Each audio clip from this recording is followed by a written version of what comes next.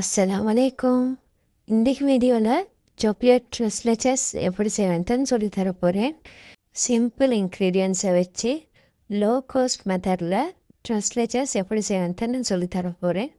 இது ஒருத்தவங்க ரெக்வெஸ்ட் பண்ணியிருந்தாங்க.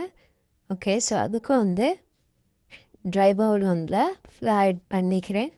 அதோடு பேக்கிங் பவுடர் புதுசாக பேக்கிங் சோடா மிக்ஸ் பண்ணி இதை நல்லா மிக்ஸ் பண்ணி எடுத்துக்கொள்கிறேன். உங்களுக்கு இந்த ஃப்ளவர் வடித்து எடுத்துக்கோங்க வேணும். ஸோ இதை நல்லா மிக்ஸ் பண்ணி எடுத்த பிறகு நான் இதை உரமாக வச்சுக்கொள்கிறேன். ஸோ அதே மாதிரி இன்னொரு பவுலில் எக் எடுத்துக்கோங்க. எக்ஸ் பார்த்திங்கன்னா ரூம் டெம்பரேச்சர்லேக்கு வேணும். அதே மாதிரி எக் எட் பண்ணுற பவுலில் இருந்தாலும் ட்ரை ஆகிக்க வேணும். ஸோ எக்ஸை இந்த மாதிரி நல்லா பீட் பண்ணி எடுத்துக்கோங்க. 40 to 60 செகண்ட்ஸுக்கு மாதிரி. ஸோ பீட் பண்ணி எடுத்த போகிறோம். நான் இதுக்கு சுகர் ஆட் பண்ணிக்கொள்கிறேன். சுகர் பார்த்திங்கன்னா நான் எடுத்த மெஷர்மெண்ட்லேருந்து கொஞ்சமாக தான் ஆட் பண்ணிக்கிறேன். 1 table spoon at a time மாதிரி தான் ஆட் பண்ணிக்கிறேன். ஸோ ஆட் பண்ணி 30 செகண்ட்ஸுக்கு மாதிரி பீட் பண்ணி எடுக்க வேணும். ஸோ அகெயின் சுகர் ஆட் பண்ணி அதையுமே 30 செகண்ட்ஸுக்கு மாதிரி பீட் பண்ணி எடுக்க வேணும். ஸோ அதே மாதிரி பிலன் சீக்கிரம் எல்லா சுகரையுமே அதே மாதிரி பீட் பண்ணி எடுத்துக்கோங்க. ஸோ ஒன்ஸ் எல்லாமே ஆட் பண்ணின பிறகு ஃபைனலாக இதை ஒரு 1 to 2 மினிட்ஸுக்கு மாதிரி நல்லா பீட் பண்ணி எடுத்துக்கொள்கிறேன். அப்படி இல்லைன்னா இந்த மாதிரி நல்லா ரிப்பன் கன்சிஸ்டன்சி வரும் வரைக்கும் பீட் பண்ணி எடுத்துக்கோங்க. ஸோ ஒன்ஸ் நல்லா பீட் பண்ணி எடுத்த பிறகு நான் வேறையாக ஆயிலும் அதோட கொக்கோ பவுடர் மெட் பண்ணுறேன். இது எல்லாமே எக் மிக்ஸ்சருக்கு டிரெக்டாகவே சேர்த்துட்டோம்னா நாங்கள் எக்ஸ்பெக்ட் பண்ணுற மாதிரி பர்ஃபெக்டான சாக்லேட் ஸ்பாஞ்ச் கேக் கிடைக்காது. ஸோ நான் வீடியோவில் காட்டுற மாதிரி ஒவ்வொரு ஸ்டெப்பையுமே ஃபாலோ பண்ணி செய்யுங்க. அப்போ தான் நம்மளுக்கும் பர்ஃபெக்டான ஸ்பாஞ்சி கேக் கிடைக்கும். ஸோ இந்த மாதிரி வேறே மிக்ஸ் பண்ணி எடுத்த போகிறோம். நான் அதையுமே பீட் பண்ணி எடுத்துக்கொள்கிறேன். ஆயில் கொக்கோ பவுடர் அதே மாதிரி எக் எல்லாமே நல்லா மிக்ஸாகி வரும் வரைக்கும் நல்லா பீட் பண்ணி எடுத்துக்கோங்க. ஓகே, ஸோ ஒன்ஸ் நல்லா பீட் பண்ணி எடுத்த போகிறோம். இதே மாதிரி ஸ்பெச்சுலாவால் கொஞ்சம் மிக்ஸ் பண்ணி எடுத்துக்கோங்க. ஸோ எடுத்த போகிறோம். நான் இதுக்கு ஃபைனலாக ஆல்ரெடி மிக்ஸ் பண்ணி வச்ச ஃப்ளவர் மிக்ஸ்சர் ஆட் பண்ணிக்கொள்கிறேன். இதை 3 பேட்சஸ் ஆட் பண்ணிக்கொள்கிறேன். அப்போ தான் லம்ப்ஸ் எதுவுமே ஃபார்ம் ஆகாத மாதிரி பர்ஃபெக்டாக மிக்ஸ் ஆகி போயிடும். அதே மாதிரி ஆயில் ஆட் பண்ணிக்கிட்ட ஸ்மெல் இல்லாத நல்லா ரிஃபைன் ஆயிலாக பார்த்து ஆட் பண்ணிக்கோங்க. அப்போ தான் உங்களோட கேக்கும் கூட கேக் ஸ்மெல் வருமே தவிர ஆயில் ஸ்மெல் உங்களுக்கு வராது. ஓகே, ஸோ ஃப்ளவர் எல்லாம் ஆட் பண்ணின பிறகு நான் இதுக்கு vanilla essence add பண்ணிக்கொள்கிறேன்.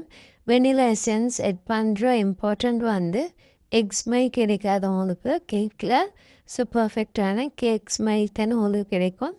Okay, so அதையுமே நல்லா மிக்ஸ் பண்ணி எடுத்த பிறகு லம்ப்ஸ் எதுவும் இல்லாத மாதிரி அனுப்பி இதை ட்ரேக்கு மாற்றி எடுத்துக்கொள்கிறேன்.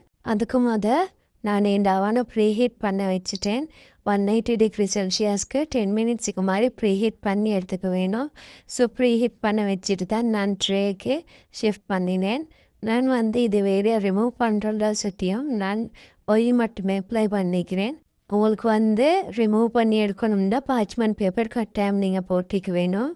ஸோ நான் இன்றைக்கி எடுத்த ட்ரே சைஸ் பார்த்திங்கன்னா 8 இன்ச் எடுத்துக்கிறேன். உங்களுக்கு 12 கேக் வேணும்னா 6 இன்ச் ட்ரே உங்களுக்கு எடுத்துக்கொண்டு வேணும். ஸோ நான் இன்றைக்கி ட்ரெஸ்லெச்சஸ் இந்த ட்ரேலே செய்கிற சுட்டியும் நான் 8 இன்ச் எடுத்துக்கிறேன். ஸோ இது நான் இப்போ பேக் பண்ணி எடுத்துக்கொள்கிறேன். 180 டிகிரி செல்சியஸ்க்கு 30 to 35 மினிட்ஸுக்கு மாதிரி நான் பேக் பண்ணி எடுத்துக்கிறேன்.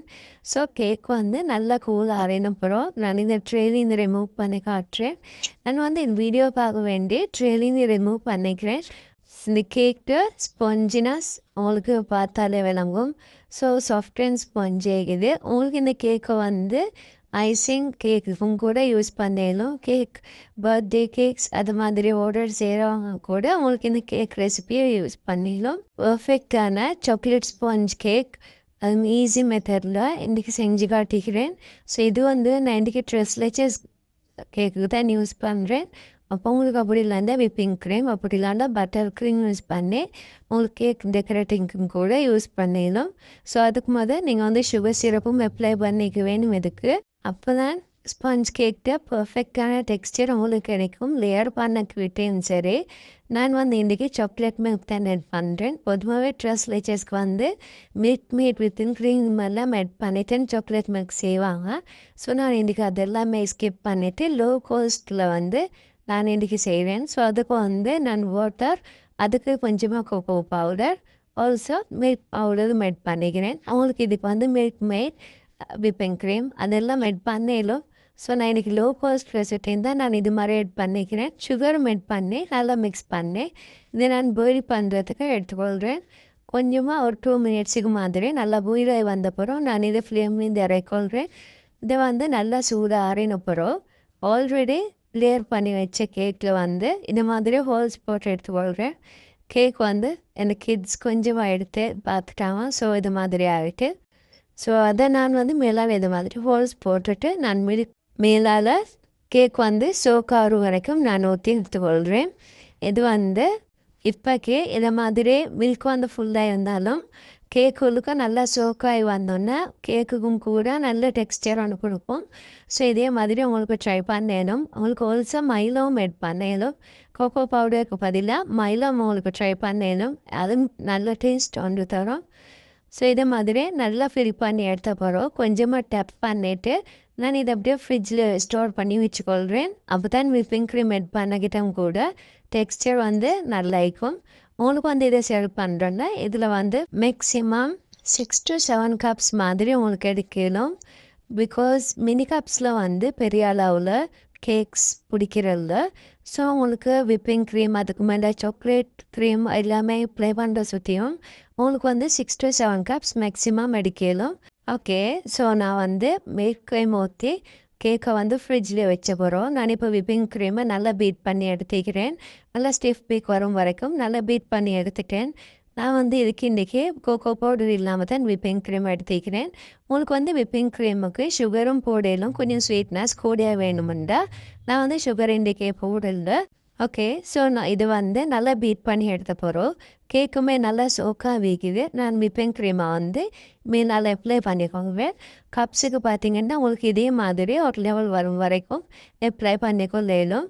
இந்த விப்பிங் க்ரீம் மெஷர்மெண்ட் போதும் உங்களுக்கு 6 to 7 கப்ஸ் எடுக்கிறதுக்கு. ஸோ இதே மாதிரி மேலால் நல்லா ஃபில் பண்ணி எடுத்துக்கிறேன்.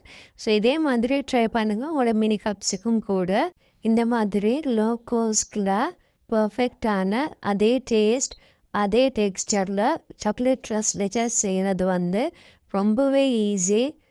மில்க் மேட் விப்பிங் க்ரீம் எதுவுமே மில்க்கு ஆட் பண்ண தேவையில்லை. இதே மாதிரி உங்களுக்கு செஞ்சு செல் பண்ணுறதா இருந்தாலும் மிச்சம் ப்ராஃபிட் கிடைக்கும் உங்களுக்கு. ஆல்சோ அதே மாதிரி நான் விப்பிங் க்ரீம் ஆட் பண்ணின்னு போகிறோம். அதை நான் வந்து ஃப்ரிட்ஜில் ஸ்டோர் பண்ணி வச்சுட்டேன். இதுக்கு வந்து நான் டார்க் சாக்லேட் எடுத்துக்கிறேன். சாக்லேட் சிப்ஸும் எடுத்துக்கிறேன். உங்களுக்கு ரெண்டும் எடுக்கணும். அப்படி இல்லைன்னா டார்க் சாக்லேட் மட்டும் எடுக்கவும் இயலும்.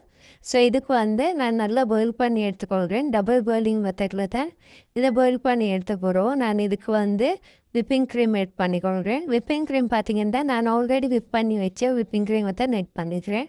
அது வந்து எந்த சேஞ்சஸும் வராது. ஸோ உங்களுக்கு நார்மல் விப்பிங் க்ரீம் விப் பண்ணாமல் உங்களுக்கு ஆட் பண்ணிக்கொள்ளலும். அப்படி இல்லைன்னா இது மாதிரி பீட் பண்ணி வச்சது உங்களுக்கு ஆட் பண்ணிக்கொள்ளலும். ஸோ ஒன்ஸ் சாக்லேட் எல்லாமே நல்லா மெல்ட் ஆகின போகிறோம். நான் ஃப்ளேம்லேருந்து எடுத்துக்கொள்கிறேன்.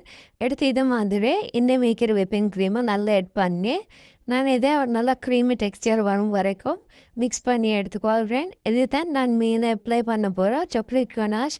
நான் இன்றைக்கி கொஞ்சம் டிஃப்ரெண்ட்டாக செஞ்சுக்கிறேன். விப்பிங் க்ரீமை வந்து விப் பண்ணி ஆட் பண்ணிக்கிறேன். ஸோ இதுவும் எல்லாமே பர்ஃபெக்டான டெக்ஸ்டர் தான் தரும். உங்களுக்கும் ட்ரை பண்ணி பார்க்கலும். ஓகே, ஸோ இதை வந்து இப்போ நீங்கள் ஃப்ரிட்ஜில் ஸ்டோர் பண்ண தேவையில்ல. ஆல்ரெடி ஸ்டோர் பண்ணி வச்ச விப்பிங் க்ரீம் ஆட் பண்ணின கேக்கை வந்து நான் இப்போ இதில் அப்ளை பண்ணி கொண்டேன். இது வந்து நீங்கள் ஃப்ரிட்ஜில் ஸ்டோர் பண்ணி வச்சிங்கன்னா இது வந்து திக் ஆகிடும். ஸோ உங்களுக்கு அதை வந்து அப்ளை பண்ணியெல்லாம் போயிட்டுரும்.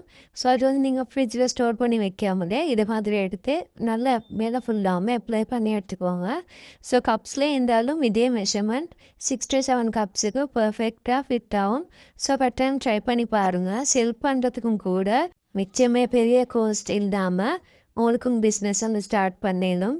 அதே மாதிரி சேம் டேஸ்ட்டில் தான் நான் இதுமேக்கும் உங்களுக்கு வீட்டுக்கும் கூட ஃபஸ்ட் ட்ரை பண்ணி பார்க்கணும். அதுக்கப்புறம் செல் பண்ணுறதுக்கு. ஸோ இதை மாதிரி நான் எல்லாமே ஃபுல் ஃபினிஷிங் பண்ணின போகிறோம். நான் இது ஒரு மணி நேரம் வெயிட் பண்ணி எடுத்துக்கொள்கிறேன். இதுக்கு மேலே அவங்களுக்கு கேஷ்யூஸ் அப்படி இல்லாட்டா சாக்லேட் சிப்ஸ் வேண்டியதை அவங்களுக்கு எட் பண்ணி கொள்ளிடும். ஸோ இதை வந்து செஞ்சு முடிஞ்ச பிறகு அவங்களுக்கு ஃப்ரிட்ஜில் ஸ்டோர் பண்ணி வச்சுக்கொண்டு அவங்களுக்கு வந்து 1 வீக் வரைக்கும் அவங்களுக்கு அப்படியே அவங்களுக்கு செல் பண்ணிடணும். ஓகே, ஸோ இதே மாதிரி பர்ஃபெக்டான சாக்லேட் ட்ரெஸ்லெச்சஸ் லோ காஸ்ட்டில் வந்து உங்களுக்கு செஞ்சு எடுக்கிறதுக்கு பர்ஃபெக்ட் ஆகிக்கும்னு நினைக்கிறேன் இந்த வீடியோ. ஸோ உங்களுக்கு யூஸ்ஃபுல்லாக இருந்துச்சுன்னா கட்டாயம் கமெண்ட்டில் சொல்லுங்கள். அதே மாதிரி இந்த வீடியோஸ் ஒவ்வொன்றுமே உங்களுக்கு விருப்பமாக இருந்துச்சுன்னா கட்டாயம் லைக் பண்ணுங்கள். ஆல்சோ இந்த சேனலில் வந்து நான் பிஸ்னஸ் சம்மந்தமாக வீட்டில் இருந்து எப்படி ஸ்டார்ட் பண்ணுறேன்னு சொல்லி நிறைய வீடியோஸ் போட்டிருக்கிறேன். ஸோ அதுவுமே உங்களுக்கு யூஸ்ஃபுல்லாக இருக்கும்னு நினைக்கிறேன். ஸோ அதை சுற்றியுமே ஒவ்வொரு வீடியோ உங்களுக்கு நான் அப்லோட் பண்ணின உடனே காட்டுறதுக்கு கட்டாயம் சப்ஸ்கிரைப் பண்ணிவிட்டு பக்கத்தில் நிற்கிற பெல் ஐக்கனையும் கிளிக் பண்ணிக்கோங்க.